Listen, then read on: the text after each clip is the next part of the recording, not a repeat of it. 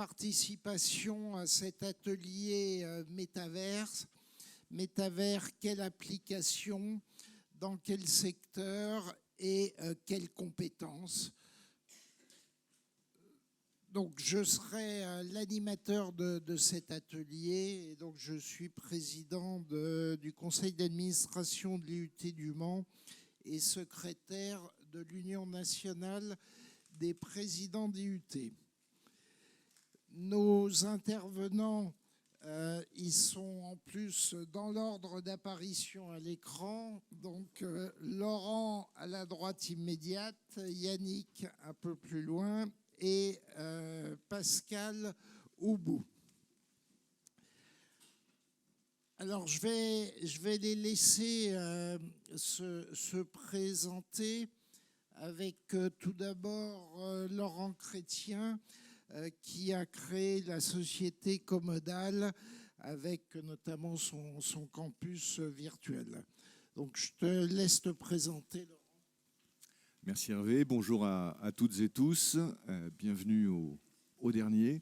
Donc, je suis Laurent Chrétien, j'ai un parcours d'une douzaine d'années dans les technologies immersives et voilà, depuis quelques temps maintenant, nous travaillons sur les mondes virtuels et le métavers, on y reviendra dans sa définition. Donc, Comodal est une société spécialisée dans l'accompagnement des organisations, entreprises et acteurs de la formation vers le bon usage de ces mondes virtuels. Donc beaucoup de grandes entreprises, mais aussi beaucoup d'acteurs dans l'éducation privée, publique. On aura l'occasion d'y revenir. Donc on accompagne en conseil, en acculturation, en formation, et puis parce qu'on a réalisé énormément d'opérations depuis 3 ans, eh bien on opère ces mondes virtuels, on les anime, on les fait vivre avec nos clients pour des événements, pour des formations, pour de la promotion et des ventes. Mais j'y reviendrai. À toi. Merci. Bonjour, merci également pour l'invitation, la participation. Bienvenue à tous. Moi, je suis Yannick Gérard, je suis responsable de la recherche et développement de la société Devi. Donc, de mon côté, j'ai plutôt un parcours au départ universitaire. Je suis resté 15 ans à l'université dans le monde de la recherche, en laboratoire public. Et depuis une quinzaine d'années, je suis passé de l'autre côté dans le privé, en passant sur l'innovation. Dans le domaine de l'innovation, maintenant, ça fait une petite dizaine d'années que je travaille pour la société Devi. Devi est un éditeur de logiciels, on est une trentaine de personnes, et nos spécialités sont l'IA conversationnelle et l'IA émotionnelle. On travaille énormément avec des laboratoires publics de recherche pour avoir des perspectives justement sur ce qui se fait à 10-15 ans. Et dans ce cadre-là, on s'intéresse énormément au métavers pour passer de là aujourd'hui nous sommes sur Internet et comment on fait demain pour aller dans Internet. Voilà. Donc on va en parler d'une manière pendant toute notre table ronde. Et ce que je n'ai pas dit sur Devi et qui est très important et pourquoi on s'intéresse au métavers, nos IA conversationnelles et émotionnelles, on les incarne avec des personnages 3D. Et donc notre sujet à l'heure actuelle, c'est comment on les fait interagir et vivre dans ce métavers qui existe depuis un certain temps. Disons, en tout cas sous certaines formes, mais on va y revenir. Bonjour, bonjour, merci pour l'invitation. Je suis Pascal Michet, je suis responsable du pôle ingénierie et innovation pédagogique au 3CBTP. Alors, c'est quoi le 3CBTP? C'est le comité de concertation et de coordination d'apprentissage dans les métiers du bâtiment entre public. C'est une association qui a plus de 83 ans, qui est une association paritaire, où siègent au conseil d'administration tous les organismes professionnels du bâtiment entre public, tous les syndicats, l'État, le ministère de l'Éducation nationale, enfin voilà. Et notre objectif au 3CBTP, c'est de porter la politique de formation des branches du bâtiment entre public. Et donc notre pôle travaille sur toute la partie ingénierie de formation, ingénierie pédagogique, à disposition des organismes de formation à travers une offre de services que nous proposons. Et nous avons bien évidemment beaucoup de travail et d'actions menées sur l'innovation pédagogique et notamment depuis plusieurs années sur l'intégration des modalités immersives dans la formation et dans les métiers du bâtiment entre public. Et j'en dirai un petit peu plus par la suite. Voilà. Merci Pascal, merci vous trois. Tout d'abord, je voudrais vous interroger sur le métaverse. définition, les démarches qui s'en rapprochent, parce que la définition, elle nous dira peut-être que c'est pas quelque chose de parfaitement carré avec un contour évident, et puis ces différentes facettes. Donc tout d'abord, Laurent, je te redonne la parole et je vais mettre à l'écran une slide, voilà. Avant de parler de cette slide, juste pour démystifier un peu le concept de métavers, donc on parle bien de méta-univers, c'est-à-dire cette projection, peut-être un peu comme Alexandre Moiti le disait tout à l'heure, une projection fantasmée d'un univers numérique qui engloberait notre univers tangible, notre univers physique.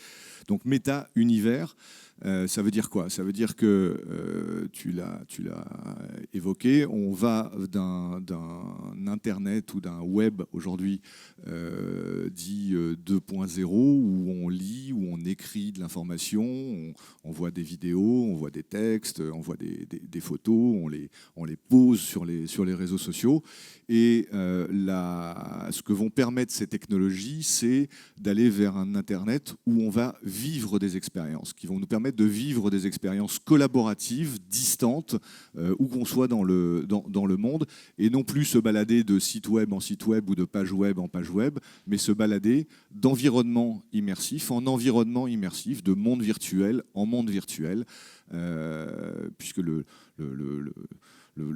fondamental, c'est cette notion de monde virtuel qui, une fois qu'ils seront interconnectables, interopérables, on dit, eh bien, permettront aux avatars de pouvoir se balader d'un monde utile pour l'entreprise à un monde utile pour l'éducation, à un monde utile pour le loisir, pour le tourisme, pour plein d'usages différents. Donc peut-être pour que aussi il n'y ait pas de confusion technologique, hein, un petit mot sur réalité virtuelle, dont on a parlé déjà tout à l'heure dans les exposés précédents. Réalité virtuelle, donc on est immergé dans un environnement numériquement reconstitué, on interagit avec son environnement, on interagit avec des objets. Généralement aujourd'hui, c'est encore pour beaucoup des expériences qui se vivent seules. On va répéter un geste, on va répéter des procédures si on reste sur la partie plutôt enseignement. Quand on passe au monde virtuel et à ce qu'on appelle la réalité virtuelle collaborative, eh bien, en plus d'interagir avec son environnement et les objets qui sont dedans, on va interagir avec d'autres personnes, elles aussi incarnées dans un avatar, qui aujourd'hui sont des avatars pilotés par un humain. Demain, il y aura aussi des agents intelligents qui seront pilotés par des intelligences artificielles, et peut-être même que nos avatars auront des bouts d'intelligence artificielle qui permettront de continuer de travailler pendant qu'on sera en train de boire une bière ou de partir en vacances ou de dormir. Voilà. Donc, ce que vous avez à l'écran vous illustre en quelque sorte l'ensemble des technologies qui contribuent à faire émerger ces mondes virtuels. Il y a tout un tas de technologies, et c'est parce qu'elles arrivent actuellement et presque de façon concomitante à une forme de quasi-maturité, eh bien, on voit émerger l'iceberg avec à sa surface ces mondes virtuels qui sont poussés par les technologies de blockchain, d'intelligence artificielle, de cloud computing, de connectique, de puissance de calcul, de capteurs qui permettent de capter les mouvements ou les émotions et de les retranscrire sur des avatars. Donc plus ces technologies vont être fortes et développées, plus la partie monde virtuel va va faire partie de notre quotidien. En termes de timing, on est actuellement dans des phases d'exploration. La plupart des clients que nous accompagnons sont dans des phases d'exploration. On n'en est encore pas du tout à des phases de déploiement massif, sauf peut-être chez Neoma Business School, qui a été parmi les premiers il y a 2 ans et demi à plonger dans les mondes virtuels, à les utiliser. voilà, enfin, c'est une phase encore exploratoire. L'avènement côté entreprise, et on peut imaginer que les vrais premiers déploiements massifs se feront aux alentours de 2024, 2025. Je pense que ça va venir quand même assez rapidement. Pour vous donner un exemple, le Orange, Frédéric a parlé de l'école des métiers techniques. L'école des métiers techniques travaille avec nous depuis maintenant 6 ans, 7 ans. On a formé l'intégralité des ingénieurs pédagogues et des formateurs à l'usage pédagogique des technologies immersives. Et actuellement, on mène avec eux des expériences pédagogiques dans les mondes virtuels. Comment est-ce que soft skills ou travail des gestes peuvent se pratiquer dans ces mondes virtuels. Voilà, donc nous, notre rôle chez Comodal, c'est de donner de la vie à tout ça. Donc on essaye de faire en sorte que d'opérer aux côtés des clients les mondes virtuels. Ça va très vite. Vous avez actuellement, je sais pas, au moins un éditeur toutes les 2 semaines qui naît, qui apparaît. On a un benchmark de plus de 200 plateformes. Et nous, on a un rôle d'intermédiaire entre les éditeurs et les clients pour les aider à d'un côté, bien définir leurs besoins et tout leur jeu de contraintes, et de les aider à choisir le ou les meilleurs mondes virtuels qui leur correspondent. Voilà. Merci. Yannick, donc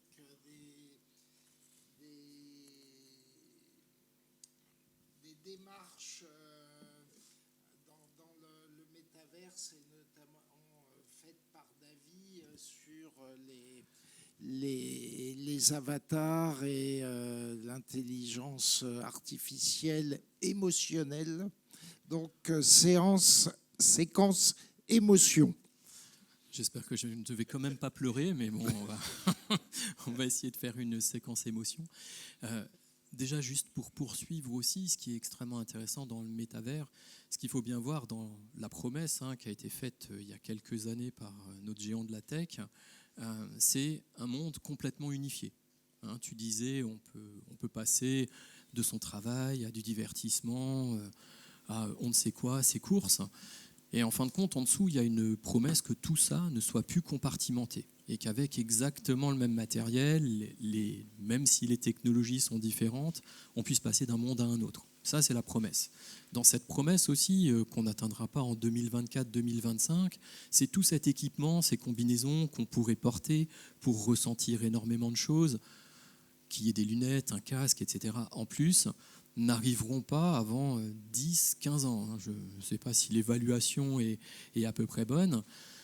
Donc, demain, pour justement aller dans Internet avec notre avatar, le dirigeant de la Société des Vies est très tatillon sur le terme. Donc, un avatar, c'est notre propre projection, et ce n'est pas ce que l'on voit ailleurs.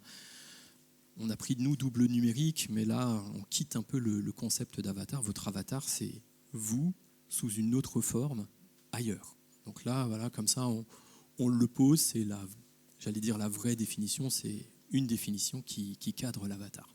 Donc, qu'est-ce qu'on fait avec son avatar ? Le métavers nous promet qu'on est comme dans la vie de tous les jours. C'est comme au McDo, venez comme vous êtes, et vous êtes dans Internet. Ça ne se passe pas aussi facilement. Aujourd'hui, on est sur son téléphone, sur une tablette, devant son ordinateur. Et il faut bien piloter cette petite chose qu'on a conçue nous-mêmes et qui va se promener dans ces mondes virtuels en fonction des tâches qu'ils veulent faire, que ce soit apprendre, travailler, etc.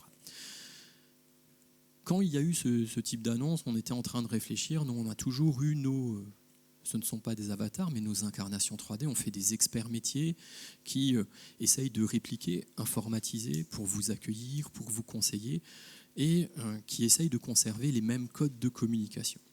Vous vous rendez compte que si on vous demande demain avec votre avatar d'aller dans Internet, vous l'avez peut-être déjà fait via soit aller vous promener dans un magasin qui a été virtualisé, visiter un appartement, faire un jeu en ligne, apprendre, puisqu'il y a de plus en plus d'applications dans ce domaine-là. Quand on bouge avec sa souris et son clavier, le petit bonhomme, il bouge un petit peu comme il veut. Parfois, il n'a pas de jambes. En fin de compte, il y a énormément de représentations. Tout dépend de ce qu'on va y faire. Nous, la question qu'on se pose, c'est comment on fait pour garder les mêmes codes de communication, garder exactement les mêmes expressions faciales qu'on aurait pu avoir quand on prononce une phrase, ne pas forcément avoir sa voix, puisque en plus, dans son avatar, on n'est pas obligé d'avoir une reproduction totale de nous. On peut prendre un petit chat ou n'importe quelle forme, il n'y a aucun problème. Mais comment on fait pour pouvoir transmettre plus que le sens de ces mots et communiquer de manière fluide et aisée avec les autres? Vous avez tous vécu des visios, dans Teams, Zoom ou quelques autres objets. Dans tout ce genre de système, vous n'avez pas ce qu'on appelle la e-présence. Souvent, vous ne vous projetez pas dans un endroit, chacun est dans son bureau, et vous n'avez pas l'impression d'être avec les autres. Nous, ce qu'on essaye de faire, c'est de faire en sorte que tout le monde se sente immergé. On pourra en reparler après avec la réalité virtuelle, mais tout le monde se sente dans ce même endroit et efface l'environnement dans lequel il est avec son ventilateur, son siège, etc., pour que les gens échangent. Donc, après, je ne vais pas rentrer dans les détails. Ça fait à peu près maintenant une petite dizaine d'années qu'on travaille avec des labos de recherche. On a fini d'industrialiser des choses sur les comportements non verbaux des incarnations 3D. Donc, comment on fait par rapport à la discussion qu'on est en train d'avoir, par rapport au sens, à l'intonation, à ce qui se passe dans l'environnement, pour avoir des mouvements du corps qui soient cohérents avec ce que l'on est en train de communiquer. Donc nous, notre difficulté aujourd'hui, c'est transposer ce que l'on fait aujourd'hui avec une seule incarnation 3D qui va être votre conseil, avec énormément d'autres agents dans ces mondes virtuels, dont vous, pour que tout soit cohérent. Aujourd'hui, dans ce type de monde, on peut avoir quelqu'un qui peut être piloté par un ordinateur qui est en train de faire des roulades alors que vous êtes en train de parler d'un contrat commercial. Donc ça ne va pas du tout, il n'y a pas de cohérence, il y a des problèmes et ça, il y a vraiment énormément de travail à faire. Et c'est ce sur quoi on s'est lancé fin d'année dernière et c'est ce qu'on vise dans les années à venir. Bon, je vais arrêter là parce que sinon, je vais prendre tout le temps. Merci Yannick. Pascal, donc une démarche vers le métaverse. Alors peut-être oui, tout à fait, bien évidemment.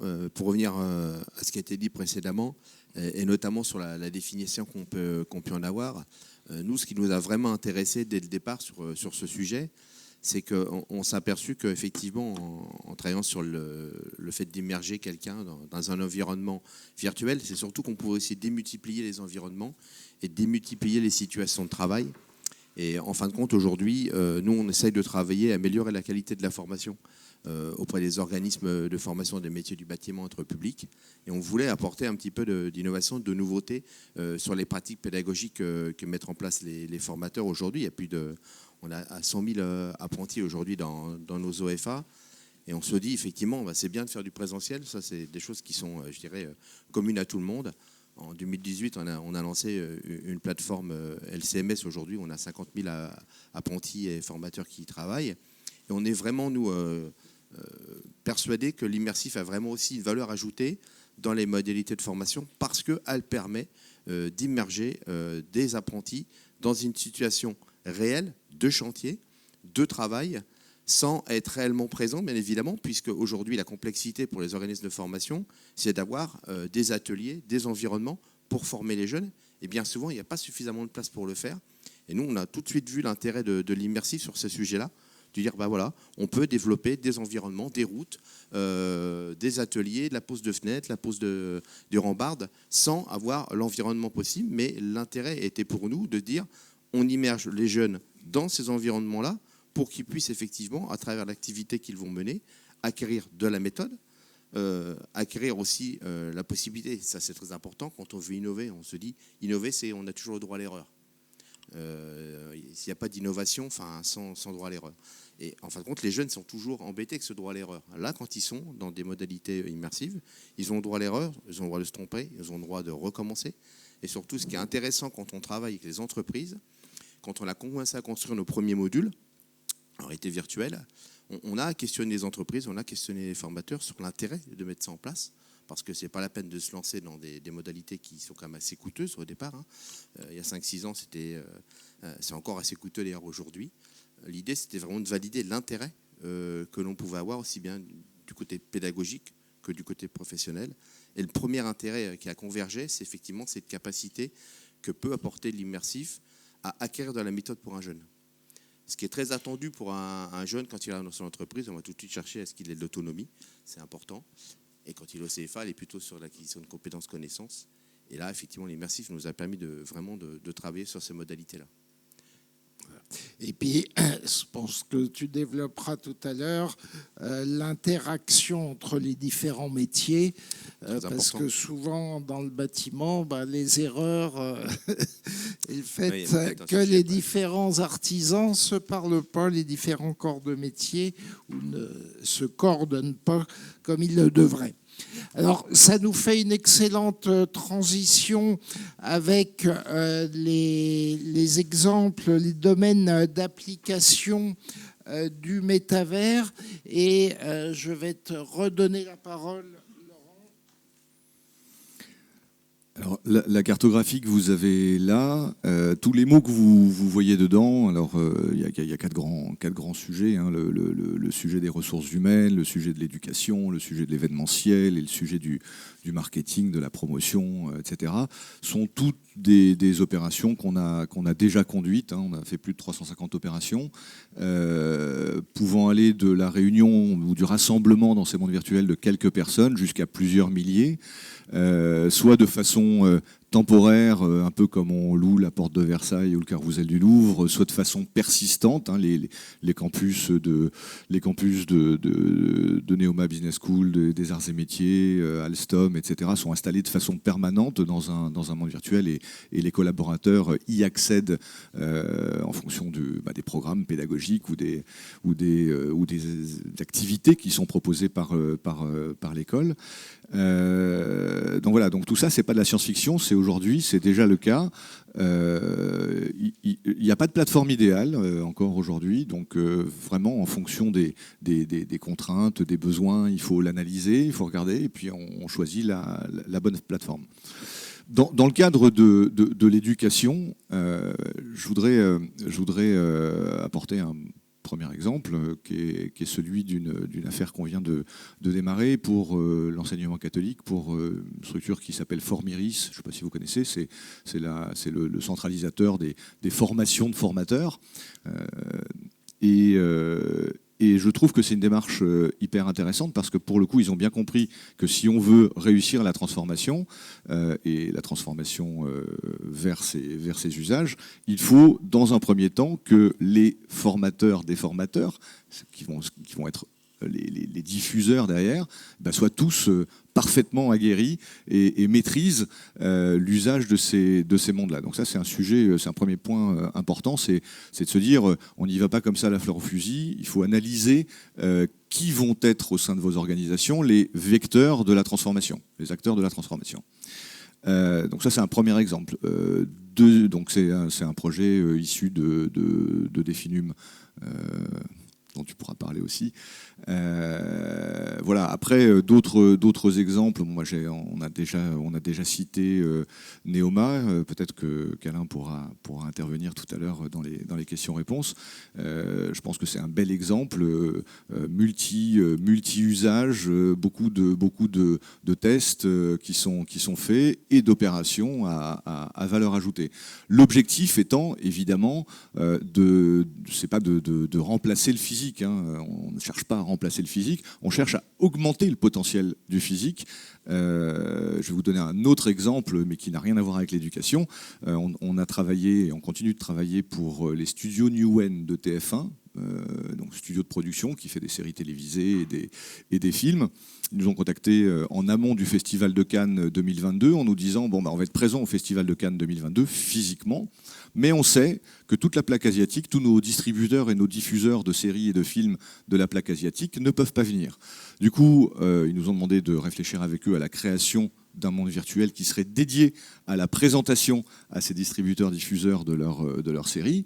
Ce qu'on a fait, ils ont investi, comme ça je vous donne aussi les ordres de grandeur de ce que ça peut coûter, ils ont investi 80 000 € dans cette opération et ils ont vendu pour 500 000 € de produits. Donc le ROI était immédiat, du coup ça leur a plu. il faut continuer. Et ce monde virtuel, en fait, on le balade quelque part virtuellement, de Cannes à Berlin, à Londres.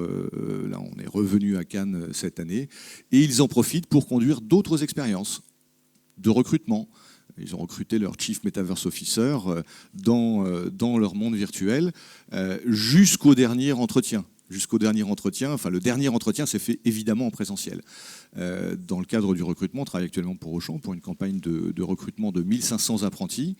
Les phases de présélection et de détection de l'appétence des jeunes pour tel ou tel métier d'Auchan Retail se font dans un métavers avec les recruteurs qui sont présents.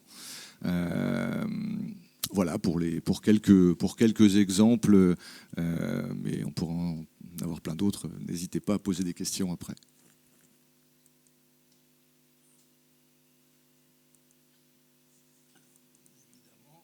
Ça marche plus. Ouais, quitte.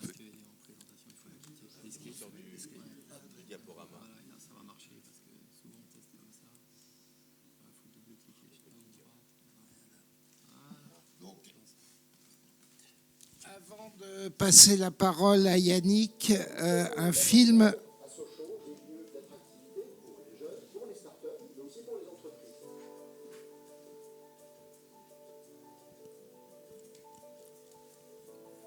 Là, vous êtes vraiment en réalité virtuelle. Hein. Alors, nous avons fait cette usine virtuelle et ce dôme immersif ainsi que la réalité virtuelle afin de pouvoir immerger et donc informer, acculturer les jeunes à cette nouvelle technologie et ces nouveaux process de production dans l'automobile.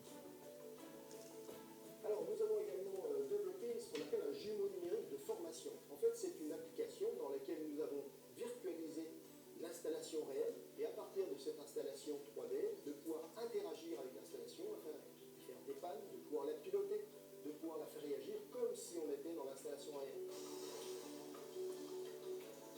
Il y a 2 ans, j'ai eu une formation sur le jumeau numérique Nomade. En fait, du coup, on retrouve tous les blocs qui constitueront un IHM dans la nouvelle usine. Et ça m'a permis de manipuler avec le simulateur des mouvements, du dépannage, du recyclage de l'installation. Disons que ça permet d'assimiler et d'appréhender les installations avant même qu'elles soient réellement installées sur le site. L'intérêt des outils comme le dôme immersif que nous avons développé permettent de former aux gestes métiers, d'apprendre ces gestes-là dans un premier temps en virtuel et ensuite de les pouvoir utiliser en pratique. Ça apporte à la fois de la souplesse pour permettre de former les personnes et de la productivité puisqu'on est beaucoup plus rapidement opérationnel. Alors vous voyez que dans les partenaires, il y a un certain David. Alors je vais tout vous avouer, ce film, je l'avais déjà projeté l'an dernier à l'atelier automobilité et il m'a paru illustrer aussi les propos et il se trouve que donc il y a un lien immédiat avec Yannick et son entreprise. Merci d'avoir projeté le film. Donc là, on a vu Ludovic Party, qui est un des directeurs du pôle véhicule du futur, qui est en fait un pôle de compétitivité français dans l'est de la France, dédié complètement entre le Bas-Rhin et le Haut-Doubs, complètement dédié à l'automobile. Donc vous avez eu PSA, donc Stellantis. Ce projet-là est parti d'un constat il y a 6 ans, de se dire on a un tissu industriel qui est vraiment très important au niveau de l'automobile, mais tout ça est en train de passer à l'usine 4.0. Comment on fait demain ? Il va nous manquer 5000 formés. Donc, et dans ces salariés, il y en a énormément qui, au final, ne vont plus trouver leur place. Donc, comment on fait pour les former à ces nouvelles pratiques ? Parce que la problématique ne touche pas tant Stellantis directement que leurs fournisseurs de rang 1, 2, 3, qui, s'ils ne rentrent pas dans le cahier des charges, ils sortent du système. Donc, il fallait les former, expliquer aux industriels pourquoi ça valait le coup de passer à l'usine 4.0, pas seulement pour rester fournisseur de Stellantis, mais également pour leur process, le gain, etc. Et tout ça, c'était déjà des nouveaux métiers. Je ne rajoute pas le véhicule électrique sur lequel on est en train de travailler, mais la problématique à l'époque était celle-là. Comment on forme sur place, à distance, des salariés en formation continue, mais également initiale, mais la première cible, c'était vraiment la formation continue. Donc l'idée de départ, c'est faire une maquette numérique. Vous en avez vu des petits bouts. On fait une maquette numérique et en dessous, on colle une plateforme de formation. Et à chacun des objets que vous allez pouvoir retrouver dans cette usine, vous avez des contenus, des formations, des vidéos, la notice d'utilisation avec des vraies machines qui sont employées.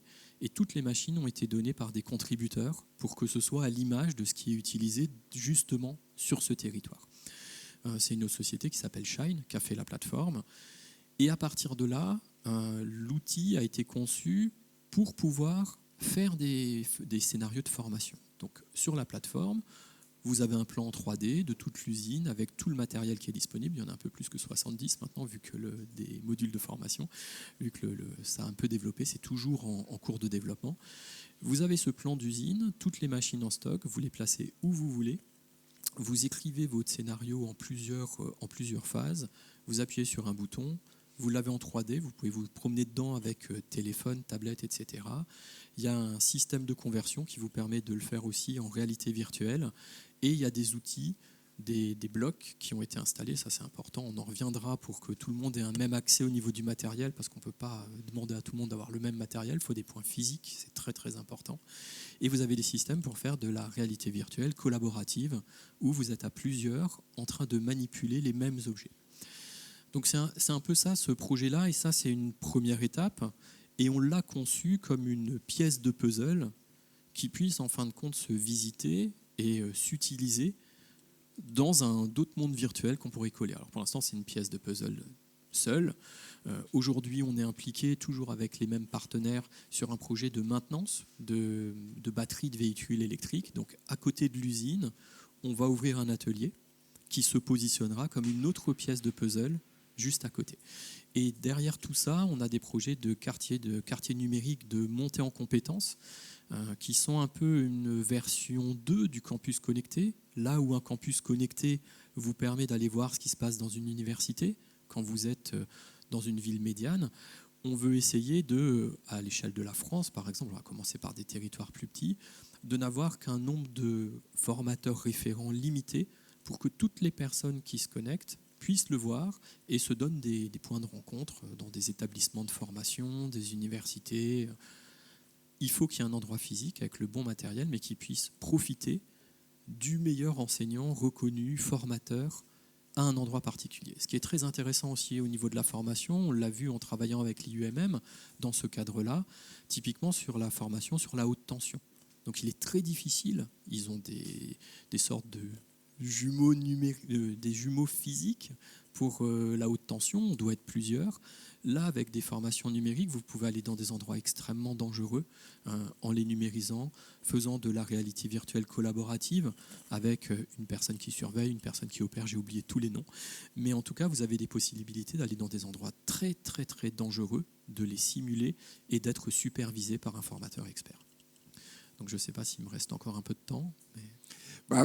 Peut-être, oui, parler aussi de notre expérience sur l'éducation. Alors, dans le domaine de l'éducation, on fait aussi, donc là c'est Davy tout seul, mais il y avait des travaux préalables dans le domaine médical. Donc, comment fait-on pour simuler comment va-t-on apprendre à un médecin en formation à annoncer des mauvaises nouvelles à un patient ?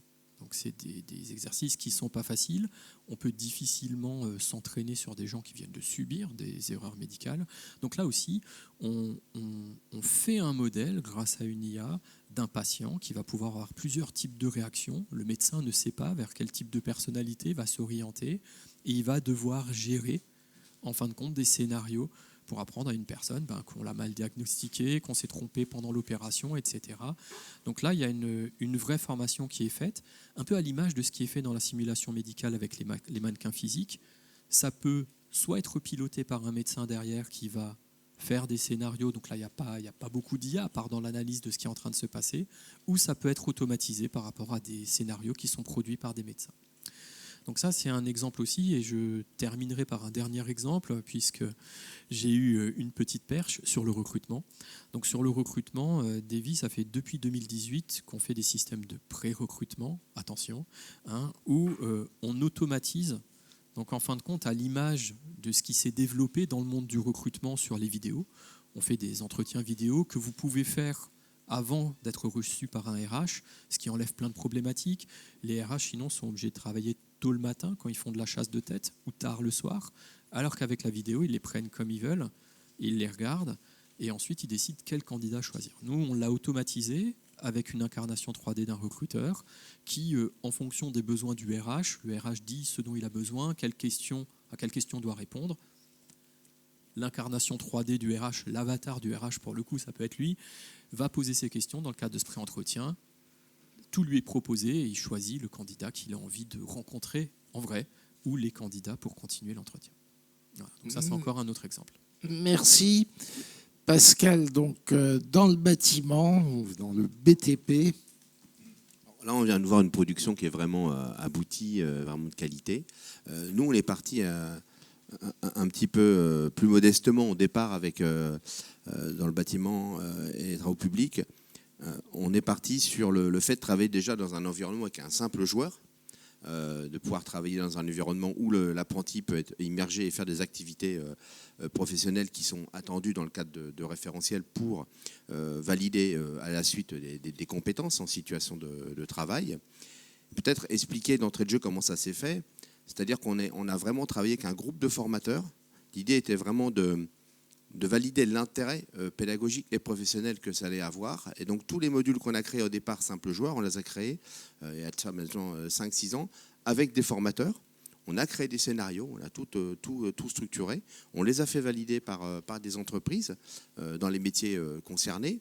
Et après, on a bien évidemment fait venir un développeur qui a développé ces modules en modalité agile, c'est-à-dire que le formateur a toujours eu un temps d'échange avec le développeur pour voir si c'était bien ce qui était attendu en termes de mise en mouvement des activités possibles.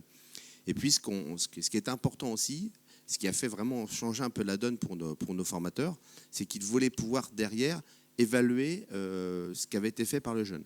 Donc à chaque fois qu'on a fait un scénario, on a repéré toutes les tâches et les activités qu'un individu en situation devait mener, avec une notion de chronologique, mais aussi une notion de temps. Et à la fin du module, quand le jeune a fini son parcours, il est en capacité, le formateur à lui, de voir en fin de compte le chemin qui a été le sien. Est-ce qu'il a fait ce qui était attendu dans l'ordre chronologique ou pas, et permet d'avoir une évaluation à la fin de chaque module. Et c'était un peu la plus-value qu'on a pu apporter dans ces démarches pédagogiques. Donc on a fait ça, on en a fait 7 ou 8 des modules qu'on a développés aujourd'hui et qui fonctionnent dans nos organismes de formation. Et on a été un peu plus loin depuis quelques temps. On a travaillé sur des modules, on appelle ça intermétier chez nous, mais en fin de compte, c'est plusieurs personnes dans un même environnement, toujours en réalité virtuelle, avec des chantiers. On a pris un exemple pour la réalisation d'un barbershop. C'est toujours des trucs toujours un petit peu à la mode pour les jeunes, où intervient un maçon, un carreleur, un menuisier. Alors pourquoi on a voulu faire ça? Parce que je pense que vous êtes tous dans la salle concernés. On a souvent affaire à des pathologies du bâtiment, des problématiques liées à l'intervention de quelqu'un qui n'a pas pris en considération ce qu'avait fait l'autre ou ce que fera l'autre après. Et donc ça crée des désordres chez vous. Voilà, donc, bref. Donc ça, c'est quelque chose qui est pour nous très important dans le cadre de la formation, qu'il faut aller sur l'acculturation des jeunes sur ces problématiques-là. Et l'immersif nous a permis de le travailler avec des modules aujourd'hui en réalité virtuelle qui permettent l'interopérabilité des métiers, où un jeune doit intervenir sur une situation réelle de chantier, il doit se poser la question: qui a intervenu avant, quelle est la notion de ma tâche et mon activité, et qui viendra derrière. Donc la façon de travailler, la façon de mettre en œuvre, même de collaborer sur un même chantier. Voilà, aujourd'hui, nous, on en est dans le bâtiment. Alors, je ne sais pas si on en a parlé, mais aussi ce qui est intéressant pour nous, c'est que, alors c'est vrai qu'il y a toute la problématique qui a été évoquée ce matin sur l'utilisation, les moyens derrière de jouer ces modules avec les casques, avec une plateforme. Je crois qu'on en parlera après d'ailleurs. Mais ce qui est intéressant aujourd'hui dans le développement de ces modules, c'est qu'on peut aussi avoir affaire à du OpenXR. C'est-à-dire que vous pouvez jouer votre module en réalité virtuelle, mais vous pouvez aussi développer de l'OpenXR et le jouer sur un ordinateur. C'est-à-dire qu'on sait aujourd'hui que 100% des gens ne peuvent pas utiliser des casques virtuels. Certains ont des vertiges, enfin, c'est un peu compliqué. Et donc, pour que tout le monde ait l'opportunité de faire ce travail, on a aussi ça aujourd'hui le casque le casque qui permet de faire jouer de la réalité virtuelle, mais aussi un ordinateur qui permet de jouer à plat les activités qui sont attendues. Donc ça aussi, des choses aussi qu'on a mis en place dans nos organismes. L'important, c'est cette convergence vers un lieu unique, finalement, pour tous les former. Maintenant, ce que je voudrais qu'on aborde, c'est les usages, compétences auxquels fait référence ou appelle le métavers, et puis les freins. On a vu tout à l'heure en plénière qu'il fallait faire de l'acculturation et de la formation. Bon, je pense que vous avez chacun vos exemples en la matière. Je te laisse la parole de nouveau, Pascal. Je vois que tu es chaud. Ouais, je suis chaud là. En fin de compte, oui, parce qu'on l'a vécu, donc voilà. On peut en parler aisément, on peut faire un retour d'expérience aisément là-dessus. Et puis on a aussi évolué par rapport à ça. Le premier problème qu'on a rencontré, effectivement, ça a été évoqué ce matin par Frédéric d'Orange, c'est la problématique de dire, oui, mais comment, en fin de compte, on a ces modules, ils sont très bien, tes modules, mais comment, en fin de compte, 15 personnes, 15 jeunes peuvent jouer, en fin de compte, ces modules en même temps dans la classe. Première problématique, donc l'achat des casques, le coût des casques, l'entretien des casques. Et la problématique majeure qu'on en a eue, c'est l'outil de diffusion. Comment je les diffuse, ces outils, ces modules? Il faut les télécharger sur l'ordinateur, c'est un peu compliqué. Et donc, du coup, effectivement, c'est tout de suite heurté à ça, dès les premiers modules qu'on a proposés. Et donc, on a eu l'idée, en fin de compte, de créer une plateforme un peu à l'identique de ce que vous avez sur Netflix, qui va être dédiée chez nous à toutes les modalités immersives que l'on va proposer, que ce soit la réalité virtuelle, la réalité augmentée, des services games, encore des maquettes numériques. C'est-à-dire qu'on a créé un environnement où le jeune va se loguer et aura le choix entre tous les métiers, la maçonnerie, le gros œuvre, la menuiserie, il cliquera dessus et il aura à disposition toutes les modalités qui lui sont proposées, qui existent aujourd'hui, et pourra jouer en direct sur son casque, où le formateur pourra effectivement le mettre en œuvre aussi en direct dans sa salle. Alors on espère qu'un jour on aura effectivement du streaming, parce qu'aujourd'hui c'est un peu le nerf de la guerre. Je pense que les gens ils se challengent là-dessus, parce qu'aujourd'hui on n'a pas de streaming, il faut quand même télécharger pour jouer, c'est quand même le problème. Mais on a un outil de diffusion qui vient d'être finalisé aujourd'hui, et on a un gros projet effectivement sur le déploiement de nouvelles modalités, avec un projet qui s'appelle Définou. Peut-être que certains dans la salle sont au courant de ce projet qui a été lancé par la Banque des Territoires il y a maintenant plus d'1 an et demi. Et donc nous, on a été lauréats, on a un budget de 15 millions d'euros pour développer avec 60 organismes de formation des modalités immersives qui vont derrière profiter à l'ensemble des OF. Alors sur les freins, effectivement, c'est le frein majeur que nous on a eu. Et puis aussi l'idée d'acculturer aussi les formateurs à ce que c'est que l'immersif, ce que ça peut leur apporter. Parce que bien souvent, il y a toujours, c'est un peu le mal français, on n'est pas trop curieux en fin de compte. On est plutôt, on va attendre que l'autre y aille et puis on va regarder si ça se passe bien, puis j'irai derrière. On n'est pas trop des pionniers dans nos démarches. Donc l'idée, effectivement, c'est d'aller travailler avec les formateurs. Et les premiers que l'on a fait, les premiers modules qu'on a fait avec les formateurs, aujourd'hui, on avait pris des gens qui étaient pas du tout acculturés au numérique. Et aujourd'hui, c'est nos premiers ambassadeurs. Parce que du fait d'avoir développé avec nous ces modules, d'avoir compris l'intérêt, le sens que ça avait pédagogiquement, c'est les premiers et les plus à même d'en parler dans les organismes de formation. Donc petit à petit, ça s'est développé comme ça. Et aujourd'hui, on a vraiment des modalités qui fonctionnent dans nos organismes de formation. Et un dernier mot sur les casques. Oui. C'est un peu le nerf de la guerre, les casques, peut-être que vous allez en parler, les collègues, mais aujourd'hui, il faut faire des choix. Nous, sur notre plateforme, on a essayé aujourd'hui d'avoir les deux modalités avec les casques filaires ou les casques autonomes, et avec l'opportunité aussi d'avoir des casques ouverts pour permettre la facilité de la diffusion. Et on s'aperçoit que ça avance très vite. Ceux qui vont à la balle virtuelle, chaque année, on voit les choses avancer de façon très rapide. Aujourd'hui, on a même dans un environnement, on peut nettoyer ses casques en 2 heures. Vous mettez, c'est comme un micro-ondes, vous mettez 5 ou 6 casques là-dedans, vous mettez le truc, en 2 heures, vos casques sont nettoyés. Donc on commence à avoir des moyens aujourd'hui pour industrialiser les process qui seront liés à la formation de demain. Je pense que c'est aussi l'avenir des choses que de donner les moyens aux gens de faire les choses correctement avec des outils qui sont adaptés. Merci. Yannick. puisqu'on passe dans l'autre sens, je vais en profiter. Donc voilà, de toute façon, tu as déjà dit beaucoup de choses. C'est vrai que les premiers freins, nous, qu'on a vus en particulier avec l'usine 4.0, c'est les formateurs. En fin de compte, tout ça aussi, ça leur prend un temps qu'ils n'ont pas, où ils doivent se réapproprier un nouvel outil. Et comme tu disais aussi, les choses vont très vite. Il faut que j'aille vite, du coup. Les choses vont très vite. Donc à chaque fois, tous les jours, il y a quelqu'un qui vient me proposer un nouvel outil. Donc il faut les impliquer, il faut les former en amont. Ça, c'est tout un travail. Il y a des grands projets de compétences et métiers d'avenir dessus. Les freins sont aussi liés à ça. Les technologies progressent très vite. Des fois, il y a des manques de compatibilité. Le matériel aussi, qui avance extrêmement vite. Nous, là, en ce moment, on essaye de faire des systèmes qui permettent de rendre compatibles des vieilles modélisations, de les garder en plusieurs formats allégés pour pouvoir les avoir sur toute une chaîne. Non, mais c'est un vrai problème. Donc ça, il y a le problème de la consommation de tout ce qui a été fait. Ça prend un temps fou quand on fait à la main de la modélisation, disons en tout cas certaines modélisations, une machine. On prend du temps et puis des fois les technologies changent et on les perd. On a eu le cas de Flash par exemple, on a perdu pas mal de choses en termes de modélisation. Et un des derniers sujets là, qui est carrément lié plutôt au domaine de la formation, c'est le maintien opérationnel. J'y touche un peu avec les modélisations.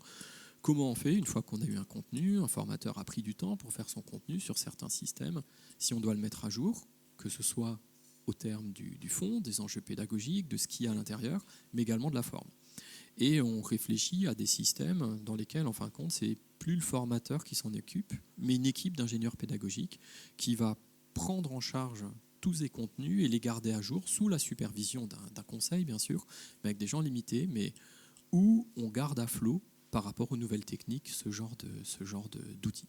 Donc voilà, donc ça c'est des freins. J'arrête là puisque... Frein technique, merci.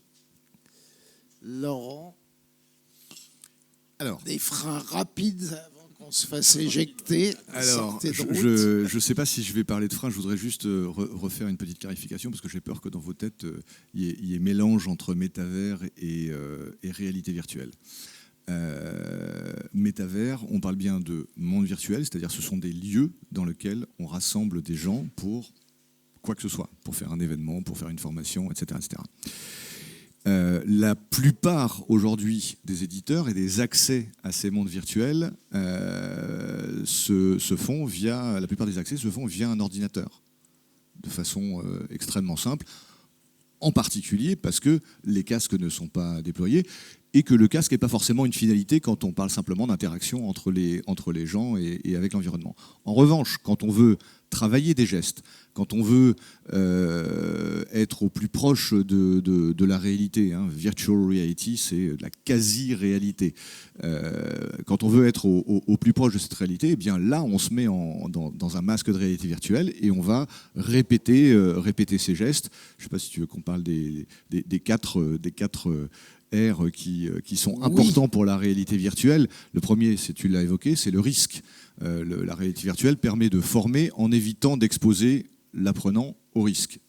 Travail en hauteur, travail sous tension, exposition aux composés organiques volatiles, etc., etc. Ça évite les risques.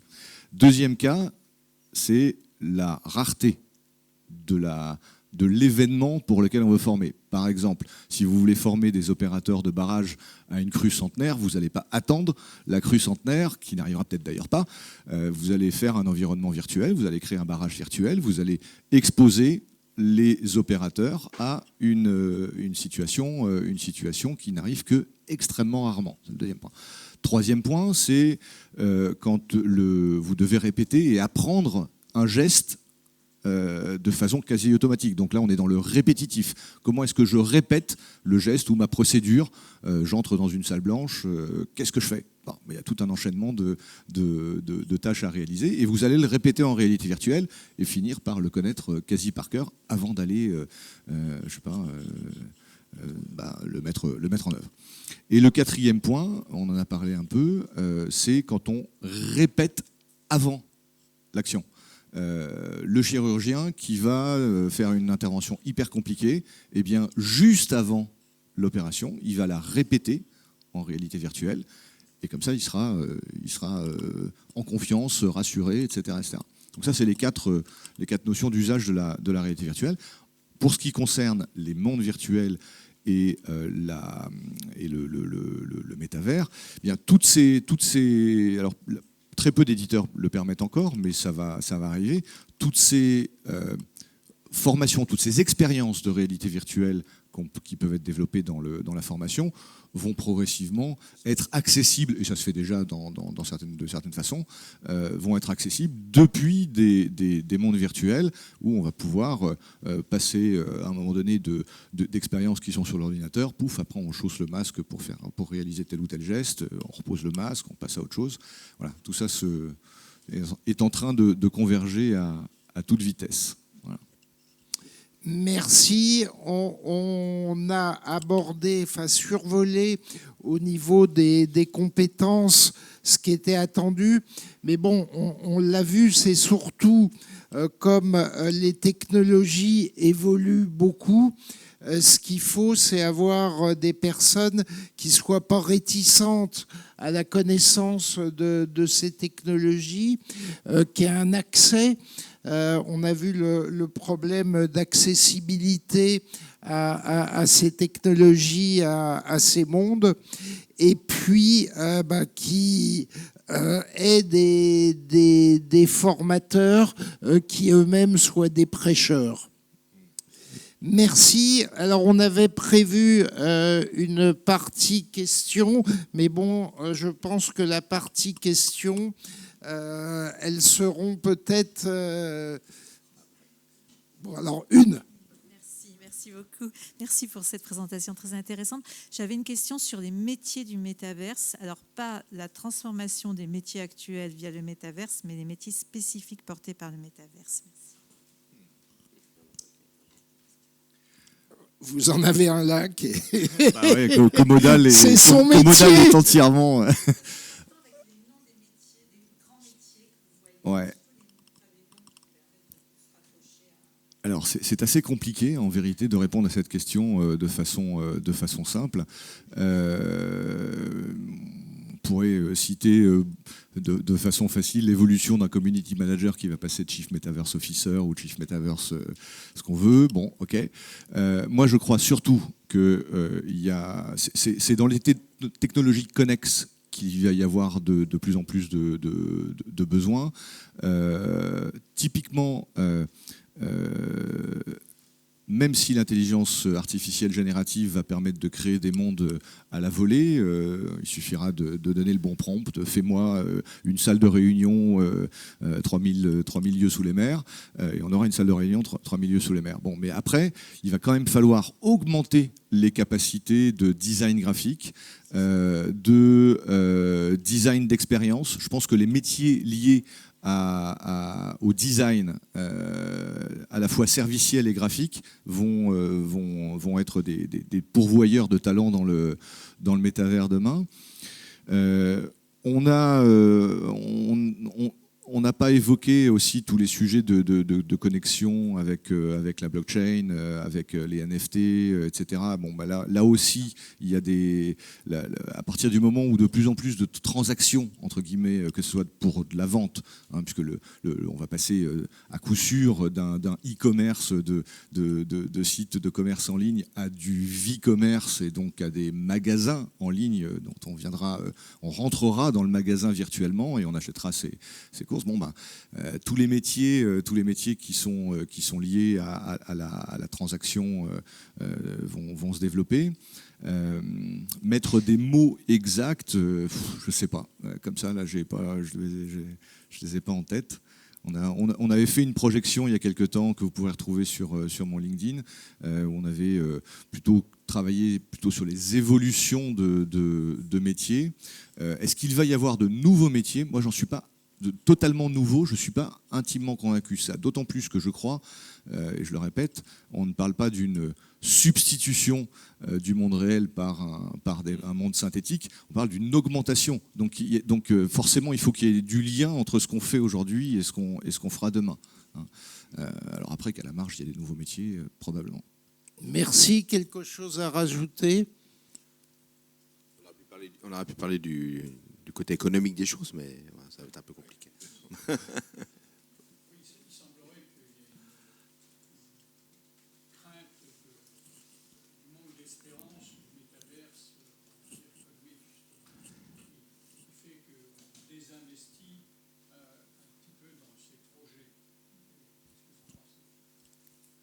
Enfin, je peux- ouais.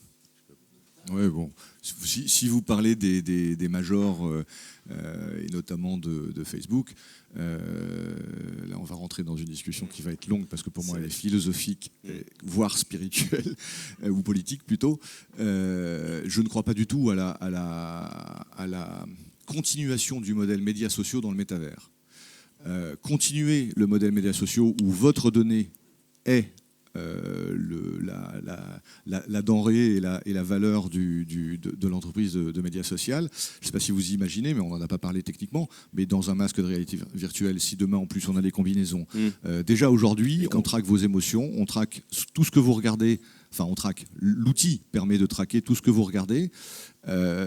Si vous projetez ça, et si vous avez bien entendu ce que je vous ai dit, un métavers, un monde virtuel, c'est un espace, c'est un territoire, c'est un lieu, c'est ce qu'on veut, ça s'appelle la Chine, hein. Vous avez des caméras partout, vous tracez les gens partout, et dans le métavers, c'est encore plus facile. Donc je ne crois pas que la population, en tout cas occidentale, soit capable d'accepter ça. D'un point de vue social et humain. Peut-être un exemple peut-être un peu plus terre à terre. Du coup, c'est normal qu'ils se plantent. C'est ça que je veux dire. Effectivement, le coût de développement, aujourd'hui, des modalités, nous, ce qu'on a fait sur la réalité virtuelle, on s'est aperçu que ça va un coût, effectivement, bien évidemment, c'est pas simple. Et quand on a créé notre fameuse plateforme, on a créé aussi une bibliothèque. J'en ai pas parlé tout à l'heure, j'aurais pu en parler. Une bibliothèque d'assets, c'est-à-dire tous les éléments qu'un designer, qu'un graphisme va concevoir pour créer l'environnement. Par exemple, si je fais mon environnement, je crée la bibliothèque, la rambarde. Une fois que je l'ai créé, une fois que je l'ai acheté, moi, je le mets dans ma bibliothèque. Et si demain, quelqu'un va développer un module et a besoin de ces éléments, il viendra les chercher, quoi. Donc c'est aussi, l'idée, c'est peut-être de réduire un petit peu les coûts de développement à l'avenir de ces modules et que ça puisse profiter au collectif. Merci bien. Si je veux être invité l'année prochaine, on va couper là. On viendra. Merci en tout cas de votre présence.